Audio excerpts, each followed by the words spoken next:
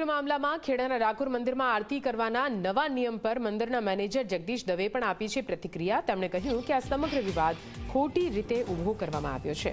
આ પ્રથા વૈષ્ણવોના હિત માટે બદલવામાં આવી। ઘણા ભક્તોની ફરિયાદ હતી કે સિંહાસન પરથી આરતી થાય ત્યારે કેટલાક સેવકો વચ્ચે ઊભા રહી આરતી ઉતારતા હોય, ભગવાનના બદલે તેમના પીઠના દર્શન કરવા પડે છે। કેટલાક સેવકો આરતીનો ભાવ નથી જાળવતા હોવાનો પણ મેનેજરે આક્ષેપ લગાવ્યો છે।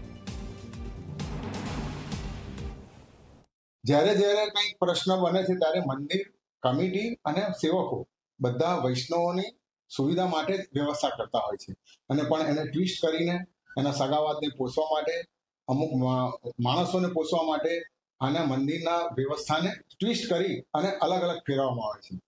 આજે જે વ્યવસ્થા કરવામાં આવી છે ઠાકોરજીના શ્રીઅંગની સાચવણીના ભાગરૂપે છે।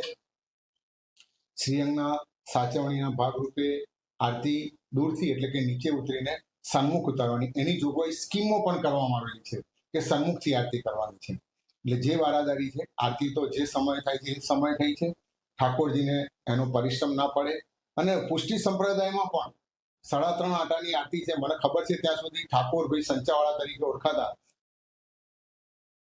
વચ્ચે ઉભા રહીને આરતી ઉતારતી હોય છે, એટલે લોકોને પણ એમને કોઠાના દર્શન કરવા પડે છે। ઘણા વૈષ્ણવ અમને ફરિયાદ પણ કરતા હોય છે કે વચ્ચોવચ્ચ આવીને આરતી ઉતારે છે, એમના દર્શન, એમની પીઠના દર્શન કરવા પડે છે। આ બધી રજૂઆતો, સ્કીમની જોગવાઈ અને હમણે તાજેતરની બનેલી ઘટના ખેસ સળગવાની, જો આવી ઘટના ઘટે અને કોઈ મંદિરમાં બીજું નુકસાન થાય અને એના સાવચેતીના ભાગરૂપે આપણે કમિટીએ જે નિર્ણય કર્યો છે એ મુજબ આજથી એનો અમલ કરવામાં આવે છે।